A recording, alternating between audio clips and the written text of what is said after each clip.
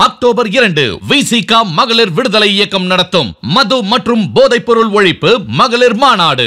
மதுவை ஒழிக்க, மனிதவளம் காக்க அணிதிரள்வோம் வாரி. உளுந்தூர்பேட்டையில் 2D என்டர்டைன்மெண்ட் சூர்யா ஜோதிகா தயாரிப்பில் பிரேம்குமார் இயக்கத்தில் கார்த்தி மற்றும் அரவிந்த் சாமி நடிக்கும் மெய்யழகன் செப்டம்பர் 27 முதல் உங்கள் அபிமான திரையரங்குகளில். இவ்வளவு அமௌண்ட் கொடுத்தா எனக்கு ரெட்டிப்பாகுது. 1000 ரூபாய் கொடுத்தா 2000 ரூபாய் வரும், 2000 ரூபாய் கொடுத்தா 4000 ரூபாய் வரும், 4000 ரூபாய் கொடுத்தா 8000 ரூபாய் வரும். அப்படியே போய் 1 லட்சம் வரைக்கும் கொண்டு போயிருவோம். அப்படி நம்ம நகையை வித்து இப்போ நம்ம கொடுத்தோம்னா 50,000 கொடுத்தோம்னா 1 லட்சம், அப்ப நான் 2 நகையை வாங்கிக்கலாம்ல அப்படின்னு கொண்டு போய் கொடுக்கறது யாரு? நாங்க தான், சாட்சாத் நாங்க தான், லேடிஸ் தான். யாராவது உனக்கு நீ வீட்டிலே இரு, வேலை செய்யாம உனக்கு பணம் கொடுக்குறேன்னு சொன்னா நம்பாதீங்க. இந்த சிட் ஃபண்டில் போட்டேன், அவங்க போட்டேன், பணம் ரெட்டிப்பா தரேன்னு ஃபர்ஸ்ட் ஒரு 5 மாதம் கொடுத்தாங்க. அதுக்கப்புறம் நாங்கள் திரும்பி கொண்டு போய் அதெல்லாம் போட்டோம், மேற்கொண்டு நகையெல்லாம் விற்று கொண்டு போய் போட்டோம். ஒன்றும் வேலைக்கு ஆகும். வேலைக்கெல்லாம் எனக்கு கல்யாணம் திருமணம் ஆனதுக்கப்புறம் எங்கள் வீட்டில் நாங்கள் எடுத்த ஒரு பாலிசி, குடுக்கல் வாங்கல் கிடையாது. நக்கீர நேயர்களுக்கு வணக்கம். நான் விஜய் ஹரிஹரசுதன். டிடெக்டிவ் மாலதி மேம் அவங்க ஹேண்டில் பண்ண பல கேசஸ் பற்றி ஒவ்வொரு எபிசோட்லையும் பேசிகிட்டு இருக்காங்க. இன்றைக்கும் அதே மாதிரி ஒரு கேஸ் பற்றி தான் பேச போகிறோம். வணக்கம் மேடம். வணக்கம் தம்பி. இன்னைக்கு என்ன கேஸ் மேடம்? எதை சொல்கிறது, சும்மா இதே திரும்ப திரும்ப நம்ம நடப்பதை தானே சொல்ல முடியும், அதனால நம்ம சொல்லதான் ஆகணும், சொல்லித்தான் ஆகணும். இது நிறைய பேர் பணம் கொடுத்து ஏமாறுறாங்க, கேள்விப்பட்டிருக்கீங்களா? காலங்காலமாக நடக்கிறது தானே. ஆமாம். அதாவது எதனால அப்படின்னு சொல்லுங்க. இயலாமை தான், ஆசை, பேராசை. ஆசை பேராசை, இயலாமை இல்லை. அதாவது ஈஸி மணி, நம்மளும் பெரிய பணக்காரனானுங்கிற எண்ணம் தவறல்ல. அதை எப்படி ஆகிறது? உழைக்காமல் காசு நம்மளால உடனே மல்டிப்ளை ஆகுமா அப்படின்னு யோசிக்கக்கூடியவங்க நிறைய பேர் இருக்காங்க. நம்ம இதை நிறைய நம்ம டிவியில் பார்க்குறோம். இந்த சிட் ஃபண்டில் போட்டேன், அவங்க போட்டேன், பணம் ரெட்டிப்பா தரேன்னு ஃபர்ஸ்ட் ஒரு 5 மாதம் கொடுத்தாங்க. அதுக்கப்புறம் நாங்கள் திரும்பி கொண்டு போய் அதெல்லாம் போட்டோம், மேற்கொண்டு நகையெல்லாம் விற்று கொண்டு போய் போட்டோம். ஒன்றும் வேலைக்கு ஆகல. வேலைக்கெல்லாம் போய் கையில் அப்புறமா கட்டுக்கட்டாக பேப்பர் எழுதி, கம்ப்ளைண்ட் எழுதி கொண்டு போய் அதுக்கு ஒரு அசோசியேஷன் ஃபார்ம் பண்ணி, அதுக்கு ஒரு வக்கீலை வச்சு, அதுக்கு கோர்ட்டு கேஸு எல்லாம் போய்கிட்டு இருக்கிறாங்க. அந்த மாதிரி ஒரு ஆசைப்பட்ட நபருடைய கதை தான் இது. சரி, எப்படி உங்கள் டேபிளுக்கு வந்துச்சு? இது பார்த்திங்கன்னா ஒரு நோன் ரெஃபரன்ஸ் தான். நம்ம அந்த இதையும் சொல்ல முடியாது, நோன் ரெஃபரன்ஸில் வந்தது தான் இது. ஒரு என்ன பண்ணியிருக்காருன்னா, இவர் இவங்களுக்கு பழக்கமான ஒரு நபர்கிட்ட தான் பணம் கொடுத்துருக்காங்க. இது மாதிரி நாங்கள் ஒரு இந்த செயின் லிங்க் மாதிரி ஒன்று நாங்கள் வச்சுருக்கோம். அதில் நீங்கள் ஒன்றுமே வேலையே பண்ண வேண்டாம், ஒர்க்கே இல்லை, no work, only give money. காசு கொடுத்தா போதும். நாங்கள் எப்படி வருவோம் அப்படின்னா, உடனே இவங்கெல்லாம் சொன்னோன்னா இனிஷியலாக இவர் என்ன பண்ணுறாருன்னு பார்த்தீங்கன்னா, கொஞ்சமாக தான் பணம் கொடுத்தாரு. எவ்வளோ கொடுத்துருப்பாரு? ஒரு 1 லட்ச ரூபா கொடுத்துருப்பாரு. 45 லட்சம் தான் கொடுத்தாரு. ஒரு நிமிஷம், ஏப்ப விடும்போது நெஞ்சு அடைக்கும். இப்படிலாம் சொல்லாதீங்க சடனா. வெறும் 45 லட்சம் தான் கொடுத்தாரு. வெறும் 45,000 எங்க இருக்கு? இது எத்தனை வருஷத்துக்கு முன்னாடி நடந்த கேஸ்? இது இப்போ கரண்ட்டில். சரி, நான் கூட 10 வருஷத்துக்கு முன்னாடி 45 லட்சமோ நினச்சேன். இல்லை, இப்போ 45 லட்சம் கொடுத்துட்டு, சரி கொடுத்துட்டீங்க, அதுக்கப்புறம் என்னாச்சுங்கன்னு கேட்டேன். இல்லை, அது கொடுத்தோம், அவர் 10 லட்ச ரூபா ஒரு மாதத்தில் கொடுத்துட்டாரு. இது இன்கம், இந்த 45 அங்கே அப்படியே இருக்குது, 10 வந்திருக்கு இப்போ வரவு. அது இன்னும் தூண்டி விட்டுருச்சு. தூண்டி விட்ட உடனே இவர் என்ன பண்ணிட்டாரு, மேற்கொண்டு இந்த 10 லட்சம் நான் வச்சு என்ன பண்ண போகிறேன்? இவர் வேலைக்கு போகிறார். நம்ம வேலைக்கு போயிட்டுருப்போம், அது வரதை நம்ம செலவுக்கு வச்சுக்குவோம். இது நம்ம ஒரு பெரிய மனிதர் ஆகிடலான்ட்டு திரும்பியும் கொண்டு போய் எல்லாமே பேங்க்லேயே தான். இதில் straight forward cheating, no cash dealing, bank to bank transfer cheating. 10 லட்ச ரூபாய் திரும்ப கொண்டு போய் கொடுக்குறாரு. அவர் கொண்டு கொடுக்குறாருன்னா ட்ரான்ஸ்ஃபர் கொடுத்துட்டு உடனே ஒரு 15 நாளில் 15 லட்ச ரூபா வருது உங்களுக்கு. பாருங்க, வருமா? சும்மா வீட்டிலே உட்காந்து 45 கொடுத்ததுக்கு இவ்வளோ பெரிய ரெவன்யூ வருது. 15 லட்ச ரூபா வருது. 45 + 10 போயிருச்சு உள்ள. திரும்பி 15 வந்திருக்கு. 15 வந்திருக்கு, திரும்ப 15 உள்ள போகுது திரும்பவும். ஆமா, ஆசை எப்படி தூண்டி விட்டுருக்காரு பாருங்க. அலைகள் ஓய்வதில் மாதிரி அவன் கொடுக்க இவன் வாங்க, போக வர போக வர. இருந்துக்கிட்டே இருந்திருக்கு. இங்கே இருந்துகிட்டே இருந்திருக்குது. நல்ல ஒரு பெரிய அமௌண்ட்டு போயிடுச்சு. அதுக்கப்புறம் இவர்களுடைய மொபைல் ஃபோனுக்கு பதில் இல்லை. மொபைல் அடிக்குது, எடுக்க மாட்டோம் நாங்கள். 2 வாட்டி ஆசை காமிச்சாச்சு, 3ஆவது வாட்டியும் கிடைக்குன்னு ஆசைப்பட்டுருக்கோம். இந்த 3, 4, 5 அப்புறம் மொத்தமாக ஒரு 85 மட்டும்தான். அப்பா. அது வந்து இவங்க இப்போ பைசாவே கொடுத்து திரும்பி வந்ததுன்னு வச்சுக்கோங்க. 45 போக 10 வருதா, 10 போய் திரும்பி 15 வந்ததா, திரும்ப அந்த 15 போய் திரும்பி காசு வருதா, இதை அந்த 45 தான் இவங்க கணக்கு 85. அது அப்போ அது வந்து அப்படி ஆசையை தூண்டுறது. இப்போ எப்படி இருந்தாலும் திரும்பி நம்மள்ட்ட தான் பணம் வரும் அப்படின்னு அவருக்கு தெரிஞ்சிருக்கு. ஓரளவுக்கு எல்லாம் வந்து இவர் கொஞ்சம் ஒரு ஜுவல்ஸ்லாம் விற்று ஒரு அமௌண்ட்டு 85 வரைக்கும் கொடுத்ததுக்கப்புறம் bye bye bye bye. No phone வந்து இருக்குது, வீடு அட்ரஸ் இருக்குது, எல்லாம் இருக்குது. ஆதாரமாக நாங்கள் இவ்வளோ வச்சுருக்கோம் அப்படிங்கிற காமிக்கிறதுக்காக. அதனால இவரு நமக்கு நண்பர் தானே, எங்கே போயிட போகிறார் அப்படின்னு சொல்லிட்டு எல்லாத்தையும் அவர் பாட்டுக்கு வந்து பண்ண. அப்புறம் கடைசியில் வந்து ஒரு செக்கு கொடுத்துருக்குறாங்க. இவர் போய் கேட்க ஒரு செக் ஒன்று கொடுத்துருக்காங்க. செக்கு போட்டால் செக்கு பவுன்ஸ் ஆகுது. தரையில் போட்டு மேலே வானம் வரைக்கும் போகுது. பவுன்ஸ் ஆனோடனே என்ன பண்ணுறதுன்னு தெரியாமல் அங்கே அந்த இப்போ எங்கே போய் செக்கை போட்டாரோ அங்கே ஒரு ஹெல்ப் கேட்டு அங்கேருந்து நம்மளை வந்து அப்ரோச் பண்ணி தான் வந்தாங்க. வந்து இந்த மாதிரி இருக்குது, நீங்கள் வந்து அவங்க இப்போ வந்து ஒரு அட்ரஸில் இருக்கிறாங்க, அந்த அட்ரஸில் இருக்காங்களா இல்லை அங்கேருந்து போயிட்டாங்களான்னு கண்டுபிடிக்கணும். இதுதான் நமக்கு டாஸ்க்கு.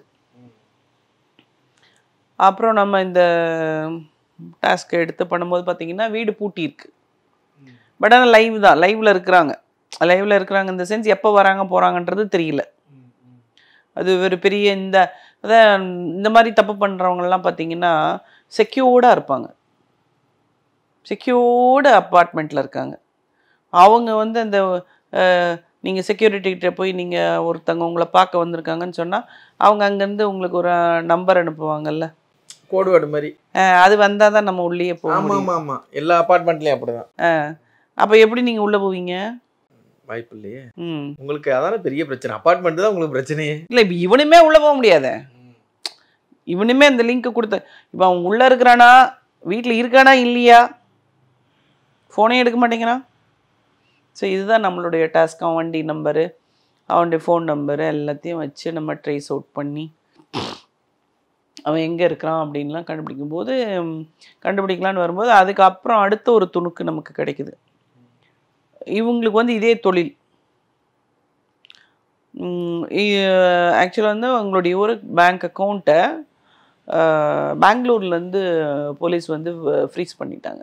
ஓ, ஏமாத்துறவங்க. ஆமாம், இது வந்து அப்போ பார்க்கும்போது பார்த்தீங்கன்னா it is a very big network. இவங்க சும்மா சாதாரணமாலாம் இந்த வேலையை பண்ணிட முடியாது. ஒரு பெரிய நெட்வொர்க் கேங் இவங்க. இல்லைன்னா போலீஸ் எப்படி வந்து உங்களுக்கு ஃப்ரீஸ் பண்ணுவாங்க அக்கௌண்ட்டை. இதெல்லாம் தெரிஞ்ச பிறகு இவரை கூப்பிட்டு எப்படியா வந்தேன்னா இந்த மாதிரி என் குழந்தையும் அவங்க குழந்தையும் ஸ்கூலில் படித்தது அப்படி பழக்கமாச்சு, அப்படித்தான் நாங்கள் வந்து இது பண்ணோம், கொடுத்தாங்க, நம்பிக்கையின் அடிப்படையில் நான் கொடுத்தேன், அவங்க திருப்பி கொடுத்தாங்க, சரி பேங்க் மூலமாக தான் நம்ம கொடுக்குறோம், நமக்கு கேரண்டி இருக்குது அப்படின்னு சொல்லி ஒரு மனநிலை. இப்போ செக்கு வந்து பேங்க் மூலம் தானே தம்பி கொடுத்தாங்க, எப்படி தம்பி உனக்கு ஆதாரம் இல்லாமல் போச்சுன்னு கேட்டேன் நான். பவுன்ஸ் ஆயிடுச்சு, காசு வரணும்ல, அந்த அக்கௌண்ட் தான் ஃப்ரீஸ் ஆகி போச்சு, இனிமேல் எப்படி வரும்? ஸோ ஒரு கண்கட்டி மாதிரி ஒரு மனிதர்கள் வந்து நண்பர்களாக இருக்கலாம். இந்த குடுக்கல் வாங்கல என்றைக்குமே அது ஒரு சின்ன அமௌண்ட்டாக, அதாவது நீங்கள் வந்து இப்போ ஒருத்தர் வந்து உங்ககிட்ட வராங்க, தம்பி எனக்கு ரொம்ப கஷ்டமாக இருக்குது, எனக்கு 1 லட்ச ரூபா வேணும்னா கொடுப்பீங்களா? நான் கொடுக்க மாட்டேன், நீங்கள் கொடுப்பீங்களா? யோசிக்கணும், என்னோட ஃபினான்ஷியல் ஸ்டேட்டஸ் எப்படி இருக்குது, நான் கொடுப்பீங்க, உங்ககிட்ட இருக்குது, கொடுப்பீங்களா மாட்டிங்களா? யோசிக்க தான் செய்யணும், அந்த இடத்துல யோசிக்கணும். எமர்ஜென்சினா ஒன்றும் பண்ண முடியாது. எமர்ஜென்சியாக இருந்தாலும் கொடுப்பீங்களா மாட்டிங்களா? கொடுத்துருவீங்க. அப்போ நீங்கள் ஏமாந்துட வேண்டியதான். நான் எங்கள் வீட்டில் வந்து ஒரு பாலிசி, நான் அப்படி தான் இலக்கிய மனசு தான் கொடுத்துருவேன். பட் எனக்கு திருமணம் ஆனதுக்கப்புறம் எங்கள் வீட்டில் நாங்கள் எடுத்த ஒரு பாலிசி, குடுக்கல் வாங்கல் கிடையாது. உனக்கு உடம்பு சரியில்லையா, நானாக பார்த்தேன், அப்பா இந்த நீ 1 லட்ச ரூபா கேட்டியா, இந்த 20,000 ரூபாய் என்கிட்ட இருக்குது, நீ வச்சுக்கோ, நீ எனக்கு திருப்பி தர வேண்டாம், உறவு நீடிக்கும். நானே இதையே 1 லட்ச ரூபாயை கொடுத்துட்டு நீ கொடுக்க மாட்டேன்னா, இந்த பையனுக்கு கொடுத்தோமே நம்ம கஷ்டத்தில், நம்ம திருப்பி கேட்குறோம், கண்டுக்கவே மாட்டேங்கிறானே அவன். இப்போ என்ன ஆகும்? இந்த பந்தம் வந்து போயிடும், விரிசல் வந்துடும், நம்பிக்கையும் போயிடும் எல்லாமே. அதே மாதிரி கடன் வாங்குறது கூடாது. அதாவது நண்பர்கள்கிட்டையும் கிடையாது, பேங்க்லேயும் கடன் வாங்கக்கூடாது. நம்மக்கிட்ட இருக்கா அதை நம்ம பயன்படுத்திக்குவோம், அவ்வளோதானே தவிர கடன் வாங்கி ஒரு பொருளை வாங்குவதோ அது வந்து நம்மக்கிட்ட இருக்கக்கூடாது. இந்த 2 பாலிசி நான் ஃபாலோ பண்ணேன். அதையே நான் வந்து நேயர்களுக்கும் நான் சொல்கிறேன். அதே மாதிரி ஒரு இவ்வளோ அமௌண்ட்டு கொடுத்தா எனக்கு ரெட்டிப்பாகுது, இந்த நிறைய ரெட்டிப்பாகும் தெரியுங்களா? நீங்கள் 1000 ரூபாய் கொடுத்தா 2000. ஐ மீன் இந்த இதில் கோல்டு பிளாட்டினம். ஆமாம் ஆமாம், நீங்கள் வந்து பணம் கட்டுங்க, 1000 ரூபாய் கொடுத்தா 2000 ரூபாய் வரும், 2000 ரூபாய் கொடுத்தா 4000 ரூபாய் வரும், 4000 ரூபாய் கொடுத்தா 8000 ரூபாய் வரும். அப்படியே போய் 1 லட்சம் வரைக்கும் கொண்டு போயிடுவான். 1 லட்சத்தை நம்மக்கிட்ட அவன் நம்ம தான் வீட்டில் இருக்கிறதுல விற்றுக்கிட்டு கொண்டு போய் கொடுக்கறதுக்கு நம்ம லேடிஸ் தயாராக இருக்கிறோம்ல. அப்படி நம்ம நகையை விற்று இப்போ நம்ம கொடுத்தோம்னா 50,000 கொடுத்தோம்னா 1 லட்சம், அப்போ நான் 2 நகையை வாங்கிக்கலாம்ல அப்படின்னு கொண்டு போய் கொடுக்குறது யாரு? நாங்கள் தான், சாட் நாங்கள் தான், லேடிஸ் தான். தங்கத்துக்கு ஆசைப்பட்டு இருக்கிறதையும் விட்டுவிட்டு, பறக்கிறதுக்கு ஆசைப்பட்டு இருக்கிறத விட்டுவிட்டு போய் போலீஸ் ஸ்டேஷன் வாசலில் நின்றுக்கிட்டு எனக்கு கேட்க மாட்டேங்கன்னா தான் கவர்மெண்ட்டு நாம்ஸ் வச்சுருக்குறாங்க. சிட் ஃபண்ட்ஸுக்கு இப்படிலாம் இருக்கணும், இந்த மாதிரி ஒரு நிறுவனம் நடத்துகிறாங்கன்னா ஆர்பிஐ ரூல்ஸுக்கு கீழே வராங்களா, இது எல்லாத்தையும் தெளிவாக செக் பண்ணணும். இதெல்லாம் யாருமே பண்ணுறதில்ல. இது மாதிரி நம்ம நிறைய கேசஸ் வந்து டிவியில் பார்க்குறாங்க, ஆனாலும் வந்து ஏன் போகிறாங்கன்றது எனக்கு தெரியல. ஸோ அதனால் நான் தெளிவாக சொல்கிறேன், நம்ம வந்து கடன் கொடுப்பதோ வாங்குவதோ நட்பை முறிக்கும் அப்படிங்கிற ஒரு பாலிசியை நம்ம வியூவர்ஸ் அட்லீஸ்ட் எடுத்துக்குவாங்க. அந்த வேலையை செய்ய வேண்டாம். யாராவது வந்து உனக்கு வந்து நீ வீட்டிலே இரு, வேலை செய்யாமல் உனக்கு பணம் கொடுக்குறேன்னு சொன்னால் நம்பாதீங்க. என்றைக்குமே உழைத்த காசு மட்டுமே நிற்கும். கடமையை செய், பலனை எதிர்பார்க்காதே. கடுமையாக உழைச்சேன், அவன்லாம் நல்லா இருக்கான்ப்பா, எனக்கு வரல. நீ செஞ்ச வேலை உனக்கு இன்னொரு நாள் கண்டிப்பாக உனக்கு பலன் கொடுக்கும். அதாவது என்ன நினைக்கிறாங்கன்னா, இன்றைக்கி ஒரு 40-50 வயசில் இருக்கிறவங்களுடைய அறிவு வளர்ச்சி எவ்வளவு, அதையே இப்போ எனக்கு இருக்க ஒரு இது உங்களுக்கு இருக்குமா? எப்படி ஒரு கேள்வி கேட்டேன்ல, அனுபவம் இல்லை, உங்கள் அனுபவம் வேறு. அப்போது நான் இவ்வளோ வருஷம் நான் உழைச்சிருக்கேன், அப்போ எனக்கு வந்து அந்த வருமானம் வரும். அதை என்ன நினைக்கிறாங்கன்னா, நான் அவங்கள மாதிரி ஏன் இப்பயே வரல, உடனே கிடைக்காது.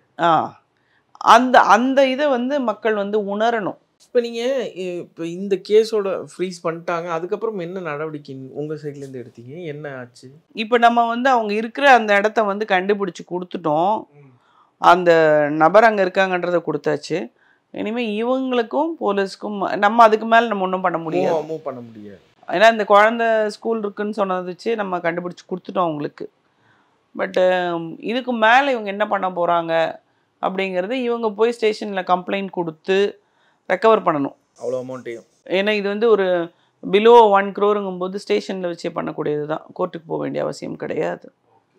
ஆமாம், யாரையும் ஏமாறாதீங்க. அதான் ஆமாம், உழைப்பின்றி ஊதியம் இல்லை. நன்றி மேடம்.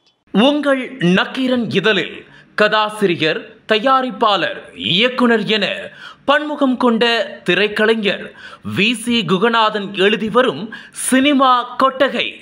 பரபரப்புக்கு பஞ்சமில்லா தொடர். வாங்கி படியுங்கள் நக்கீரன். நக்கீரன் டிவிக்கு சப்ஸ்கிரைப் செய்யுங்கள். உங்கள் ஆதரவே எங்கள் பலம். ஆசிரியர்களுக்கு நண்பனாகவும் மாணவர்களுக்கு ஆசானாகவும் திகழும் தேர்வு வழிகாட்டி. ஒவ்வொரு பாடத்திற்கும் அனுபவமிக்க ஆசிரியர்களின் துல்லியமான தெளிவான விடைகள். CNC இருக்கு, தேர்வு பயம் எதற்கு? இது தீரன் பப்ளிஷிங் ஹவுஸ் விற்பனை வெளியீடு.